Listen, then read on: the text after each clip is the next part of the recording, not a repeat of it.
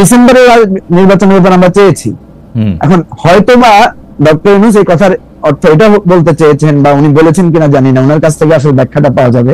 আমি ব্যাখ্যা দিলে তো আর হবে না, আমরা শুধু বিশ্লেষণ করে এটা বলতে পারি যে আমরা অন্যান্য দলগুলোকে হয়তো উনি কিছুটা ফ্লেক্সিবল মনে করেছেন, কিন্তু বিএনপিকে মনে করেছেন যে ওনারা ডিসেম্বরের ব্যাপারে রিজেক্ট। আরেকটা কথা বলি খালেদ মহিউদ্দিন আপনাকে, আমাদের মানে রাজনীতিবিদ হিসেবে আমরা তো কিছু কথা বাইরে বলি, প্রকাশ্যে বলি, আর আভ্যন্তরীণ কিছু আলোচনাও আছে। আভ্যন্তরীণ কিছু আলোচনায় আমরা এরকমও শুনেছি যে বিএনপিও ডিসেম্বরে রিজিড না, কারণ বিএনপির মধ্যে অনেক ধরনের শঙ্কা তৈরি হয়েছে, সন্দেহ তৈরি হয়েছে, এবং এর পেছনে যুক্তিও আছে যে প্রফেসর ইউনূস সময় ক্ষেপণ করছেন অযথা, উনি এটা লম্বা সময় নিচ্ছেন। এর পেছনে অনেক কথা বিএনপি বলে, আপনারা শুনেছেন। আমাদের ডাক্তার জাহেদ এখানে আছেন, উনি এগুলোর ব্যাপারে অনেক কথা বলেন। তো এগুলোর কারণেও হয়তো এরকম কথা প্রচলিত আছে যে ডিসেম্বরের বিষয়ে যদি বিএনপি কঠোর হয় তাহলে হয়তো ফেব্রুয়ারি মার্চের মধ্যে ইলেকশনটা আদায় করা সম্ভব। কিন্তু আমি যেটা মনে করি যে প্রফেসর ইউনূস কেন এই কথাটা বলেছেন এর সঠিক ব্যাখ্যাটা উনি ভালো বলতে পারবেন। আপনারা যেটা বলছেন, মানে আপনাদের কাছে কি এই কথাটা মনে হয় যে ধরেন যে ডিসেম্বরে হোক বা জানুয়ারিতে বা ফেব্রুয়ারিতে সরকার প্রধান যদি একটা নির্দিষ্ট করে একটা টাইম ফ্রেম বেঁধে দিতে বলতেন ইলেকশন কমিশনকে, যেহেতু ঘোষণাটা ইলেকশন কমিশনই দিবেন, বা অনুরোধ করতেন যেই বলেন, তো সেইটা অনেক সহজ হতো। মানে উনি যেহেতু একটা 6 মাসের একটা উইন্ডো রাখতেছেন, এইটাতে কিছু সন্দেহ তৈরি হচ্ছে কিনা? হ্যাঁ, কিছুটা তো হচ্ছে। আমরা কিন্তু ওনার সাথে এই 6 মাসের টাইম ফ্রেম নিয়ে আলোচনা করেছিলাম। উনি যেহেতু আমাদেরকে সুযোগ দিয়েছেন কথা বলার, আমরা কিন্তু বলে এই আলোচনাটা শুরু করেছি। আমাদের যে গ্রুপ ছিল সেখানে এই আলোচনাটা আমাদের পক্ষ থেকে সেখানে সূচনা করেছিলেন জুনায়েদ সাকি। হ্যাঁ, জুনায়েদ সাকি আলোচনাটা তুলেছিলেন যে ডিসেম্বরের পরে, আমি তুলেছিলাম এটা যে স্যার ডিসেম্বরে কি সমস্যা, ডিসেম্বরে ইলেকশন করতে আপনার অসুবিধাটা কি, আপনি আমাদের সাথে কি বলতে পারেন? তখন উনি কিন্তু বলেছেন যে ডিসেম্বরে ইলেকশন করলে আমরা যে আশঙ্কাটা, আমার যে ডিসকমফোর্টটা, সেটা হচ্ছে যে আমার কাছে, তোমরাও বলেছো যে সরকারের উপর আমি পরিপূর্ণভাবে আমার নিয়ন্ত্রণ নাই। আমি দেখছি যে বিভিন্ন ঘটনা ঘটছে, যেটা আমি দেখছি যে আমি এটা খুঁজে পাচ্ছি না। মানে উনি বলছেন যে আমি তো পারছি না, আমার কথাটা ছিল এরকম, আমি তো পারছি না, আমি তো চেষ্টা করলাম। তো সেজন্য তখন জুনায়েদ সাকি বললেন যে দেখেন আমরা তো আপনি যে জুন পর্যন্ত বলছেন, আমরা তো টাইমের মধ্যে দেখছি ফেব্রুয়ারির ফার্স্ট উইকের পরে শুরু হচ্ছে রমজান, তাহলে ফেব্রুয়ারির ফার্স্ট উইক একটা ফেভারেবল টাইম। এরপরে যদি যেতে হয় রমজানে, তো আর আমরা নিশ্চয়ই নির্বাচন করব না। রমজানের পরে নির্বাচনটা হলে সেটা চলে যাবে মার্চের 3rd বা 4th উইকে, আর এরপরে কিন্তু আবার চলে আসছে কুরবানি ঈদ। সুতরাং আমাদের জন্য একটা মানে অপশন হচ্ছে, এইটা খুবই একটা ইন্টারেস্টিং কথা। মানে ডক্টর ইউনূস আপনাদেরকে বলছেন যে যেহেতু মনে হইতেছে যে আমার পুরো বিষয়টা কর্তৃত্ব নাই, এবং যেহেতু বিএনপি চাপ দিচ্ছে, মনে হবে যে বিএনপির কাছে আমি নথি স্বীকার করতেছি, সেই জন্য আমি ডিসেম্বরে করতেছি না। ডক্টর মোহাম্মদ ইউনূস কি এইটাই বুঝাইলেন যে সেই জন্য উনি ডিসেম্বরটা করতে অসুবিধা? উনি যেটা বুঝালেন যে উনি বুঝাতে চাইলেন যে উনার নিয়ন্ত্রণে, কর্তৃত্বে সবাই চলছে না, উনি তো কিছু করতে পারছেন না। উনি বললেন আমি তো কোনো কাজ করতে পারছি না। রাস্তার আন্দোলন, পারবেন না তো, হ্যাঁ, মানে রাস্তার আন্দোলন একটা কারণ, আরো অনেক নানা রকম কারণ আছে। কিন্তু যে এটা যদি আমার একটু খোলাসা করতেন, আমি এটা ঠিক বুঝি নাই। মানে ডিসেম্বর ওনার কর্তৃত্বে কোনো কিছু চলতেছে না, সেইটার সাথে ডিসেম্বরের নির্বাচন কেন সাংঘর্ষিক? উনি বলছেন যে ডিসেম্বরে, মানে ডিসেম্বর না, আসলে উনি তো আমাদেরকে না করেন না যে উনি ডিসেম্বরে করবেন না। আচ্ছা, উনি যেটা বলতে চাচ্ছেন যে আমি প্রশাসন, সরকার, সংস্কার, তোমরা যেগুলো বলছো এগুলোতে আমি, উনি জাস্ট কথাটা বাক্যটা ছিল এরকম যে আমি তো আমার কমফোর্টেবল পজিশনে আমি এখনো পৌঁছাতে পারি নাই। দুটো ঘটনা আমি আপনাকে বলি, অফ দ্য রেকর্ড দুটো ঘটনা সেখানে আমরা আলোচনা করেছি। সেটা হচ্ছে যে আব্দুল হামিদের দেশ ত্যাগ। হ্যাঁ, আব্দুল হামিদের দেশ ত্যাগটা নিয়ে ওনারা কিন্তু একটা কমিটি করেছেন। সেই কমিটির রিপোর্টে এসেছে যে এখানে সরকারের প্যারালাল অন্যভাবে অন্য কারো ইন্টারভেনশনে এটা হয়েছে।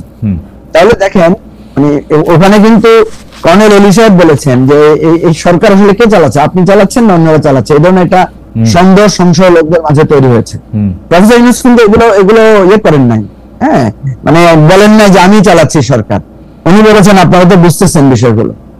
তো এই জায়গাটায় মানে এই আলোচনাগুলো অনেকে করতে চায় না, সেন্সিটিভ আলোচনা। আমি এটা করছি না। মজিব ভাই, আপনার কথা শুনে সিরিয়াসলি সেন্সিটিভ এবং আমার ভয় লাগতেছে। কারণ কি, একজন সরকার প্রধান তিনি যখন বলেন যে আপনারা তো বুঝতেই পারতেছেন দেশ মানে মানে আপনি আমাকে বলেন তো তাহলে কি আর তার ওই চেয়ারটাতে বসে থাকা উচিত আসলে? এইবার কন্ট্রোল প্রতিষ্ঠা করবেন অথবা উনি ছাড়ে দিবেন, এটি কিরকম? যেমন আব্দুল হামিদের ব্যাপারটা যখন আপনি বললেন, আমি বলি জনাব হামিদের বিদেশ থেকে ব্যাপারে যদি ডক্টর ইউনূস না জানা থাকেন, এক সেকেন্ডও ওনার চেয়ারে থাকার কোন রকম কোনো উচিত না। এবং আমার বিশ্বাস ডক্টর ইউনূস ওই চেয়ারটাতে ছিলেন, আব্দুল হামিদকে তিনি যেতে দিয়েছেন, এখন তিনি অন্য কথা বলছেন ভাবে প্রকাশে। কারণ ওনার ডিজিএফআই আছে, এনএসআই আছে, সব আছে উনার, মানে আর্মি চিফের না, কিন্তু আমি সরাসরি বললাম ডিজিএফআই, এনএসআই, এসবি উনার, কিন্তু ডিবি উনার, কিন্তু ইমিগ্রেশন উনার, কিন্তু আর্মি চিফের আন্ডারে কিচ্ছু নাই। ডিজিএফ এর কাজ কিন্তু আর্মি চিফের এগেইনস্টে গোয়েন্দাগিরি করা। আমি আপনাকে বলি, এই আলোচনাটা আমি একজন প্রভাবশালী উপদেষ্টার সাথে করেছিলাম। জি, উপদেষ্টা আমাকে প্রশ্ন করলেন, বলুন তো ভাই আব্দুল হামিদ কিভাবে দেশ ত্যাগ করলো? তো আমি বললাম যে নানা কথা তো আমরা শুনতে পাচ্ছি, কিন্তু আমি তো মনে করি অফিসিয়ালি এটা রেসপন্সিবিলিটি হচ্ছে এসবি প্রধানের। কারণ এয়ারপোর্টের ইমিগ্রেশন হচ্ছে পুলিশের বিশেষ শাখা, যেটা আমরা যেটা বলি স্পেশাল ব্রাঞ্চের আন্ডারে। সুতরাং আপনাদের তো উচিত ছিল এসবি প্রধানকে এটার জন্য জিজ্ঞাসাবাদ করা, ওনাকে প্রশ্ন করা। সুতরাং আমি আপনাকে একটা অনুরোধ করব, সেটা যে আমাদের এই স্বরাষ্ট্র উপদেষ্টা কিন্তু বলেছিলেন, আপনার মনে থাকার কথা, উনি বলেছেন এটার পেছনে যারা আছে তদন্ত করে, এটার পেছনে উনি আছেন সবার আগে, স্বরাষ্ট্র উপদেষ্টা সবার আগে আছেন। আমি মনে করি এটা ভালো কাজ করেছেন। আমি মনে করি প্রধান উপদেষ্টা এবং স্বরাষ্ট্র উপদেষ্টা মিলে যে একজন বয়োবৃদ্ধ লোককে চিকিৎসার জন্য বিদেশে পাঠিয়েছেন, ভালো কাজ করেছেন। খারাপ কাজ করতেছেন, মিথ্যাচার করতেছেন, সেটা ভেরি গুড। আপনার এই পজিশনটা আমিও এগ্রি করি, কারণ আমি দুটো কথা বলেছি। আমি বলেছি যে আব্দুল হামিদের বিদেশ ত্যাগে কোনো বাধা ছিল কিনা, যেহেতু অফিসিয়াল কোনো বাধা ছিল না, তাহলে আব্দুল হামিদ দেশ ত্যাগ করেছেন। সরকার এই পজিশনটা নিতে পারত যে উনি বৃদ্ধ মানুষ, ওনার দেশ ত্যাগে কোনো বাধা ছিল না বলে আমরা ওনাকে যেতে দিয়েছি।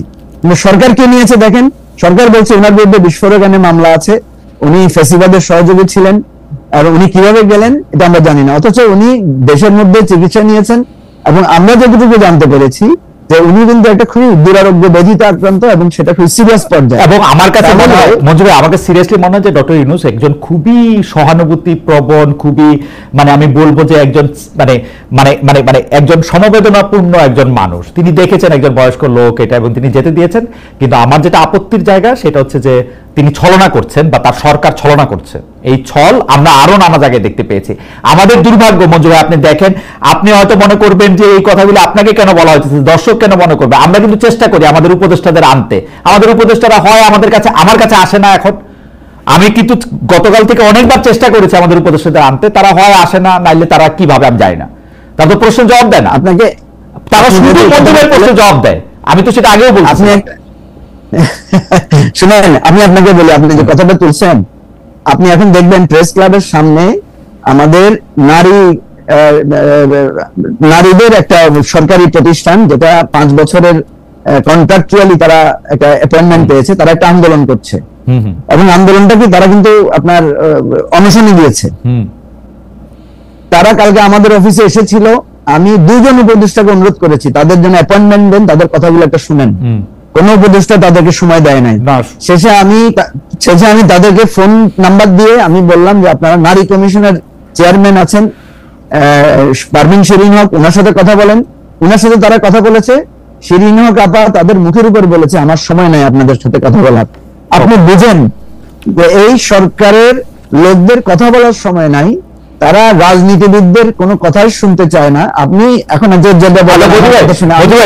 আমি একটু ডক্টর জাহিদের কাছে যাই, কিন্তু প্রশ্নটা করে রাখি, আপনারা এবি পার্টি কি একটা ব্যালেন্সের পজিশন নিচ্ছেন? ধরেন আপনি একরকম, ব্যারিস্টার ফুয়াদ আর একরকম। কালকে আমি ব্যারিস্টার ফুয়াদকে শুনতে পাচ্ছিলাম যে আপনি এখন যে অবস্থানে কথা বলতেছেন তার থেকে একটু আলাদা কথা বলতে, নাকি আপনারা দুটি মতই একরকম করতেছেন? আমি এই প্রসঙ্গটা বললাম যে সরকারের কথা বলার সময় প্রসঙ্গে, এবং আরেকটি প্রশ্ন করে রাখি, ম্যান্ডেট প্রসঙ্গ একটি কথা আপনাকে আমি জানতে চাইবো, যে এই ম্যান্ডেটটা এখন বলতেছে যে সরকারের ম্যান্ডেট আছে, কেউ কেউ বলতেছে ইউনূস সাহেবের 5 বছর থাকা উচিত। এইটা নিয়েও আমি আসলে কথা শুনতে চাইবো, কারণ আমাকে যখন আজকে প্রশ্ন করা হয়েছিল তখন আমি এইটা আপনার কাছ থেকে শুনতে চাইছিলাম যে আসলে আপনি এটা নিয়ে কি মনে করেন মঞ্জু ভাই, এবি পার্টি এটা নিয়ে কি মনে করে? ম্যান্ডেট এই প্রশ্ন আমি একটা আসি ডাক্তারের কাছ থেকে, যে আপনি প্রশ্নটা কি ডাক্তার জাহেদ আপনাকে শিখিয়ে দিল কিনা আমি সন্দেহ করছি। যাই হোক, না, আপনারা এরকম সন্দেহ চিরকাল করবেন, কে কারে প্রশ্ন শিখায় দেয়, এটা আমার কোনো আপত্তি নাই।